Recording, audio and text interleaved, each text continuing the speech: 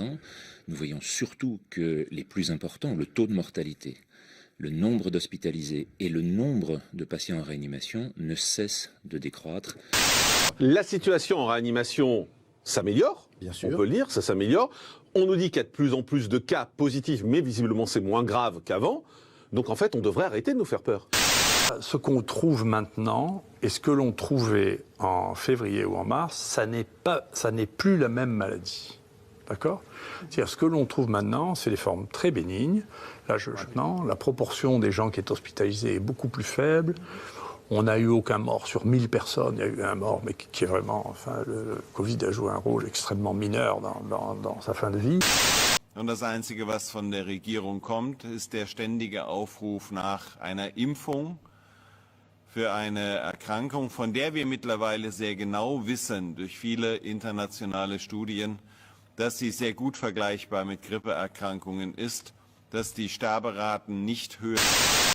Est-ce qu'on n'est pas en train d'essayer de nous faire peur ? Exactement. Je pense que c'est un petit peu ça. Le discours politique actuellement est un discours alarmiste, est un discours qui tente à nous faire peur pour une raison que j'ignore. Je ne sais pas pourquoi. Mais sur un plan purement épidémiologique et sur un plan purement médical, je peux vous dire qu'il n'y a pas de panique à avoir. En tous les cas, pas la panique qu'il y avait au mois de mars. L'épidémie est terminée.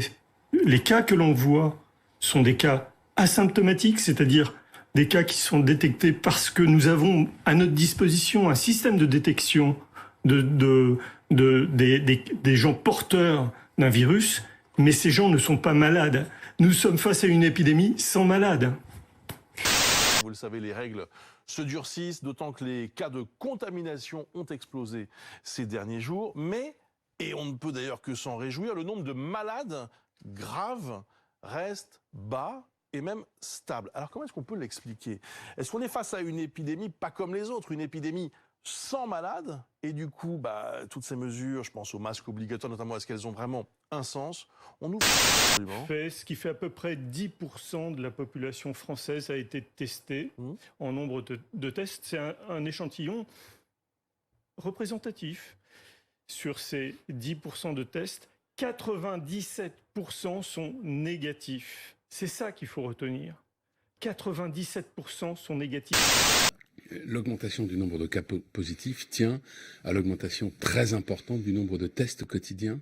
Absolument, et ces deux chiffres-là évoluent en parallèle, et par ailleurs, ce que l'on voit, c'est que malheureusement ces tests, comme beaucoup, ont une sensibilité, une spécificité particulière, c'est-à-dire qu'on va avoir un taux de faux positifs qui peut être de 1 à 3%. 3% quand on fait 1 million de tests par semaine, ça veut dire qu'on a 4500 faux positifs par jour.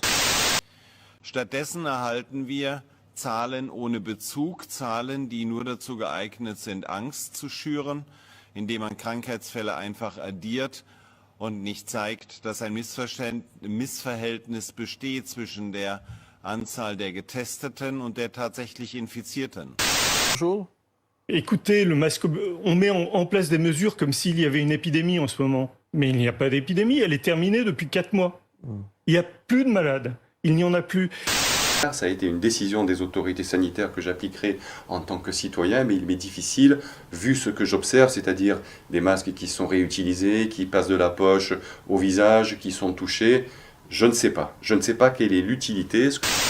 Le masque protège les gens dans le domaine du soin. Rien n'est clair, rien n'a été démontré sur le plan de la transmission virale. Alors, je reprendrai simplement le dernier rapport de l'OMS qui cet été nous a dit sur les masques, il n'y a pas d'études de qualité qui permettent de recommander le port du masque partout.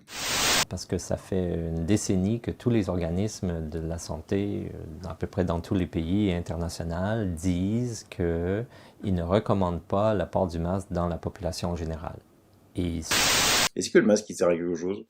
Non, puisque toutes les études au monde disent que le masque sert strictement à rien.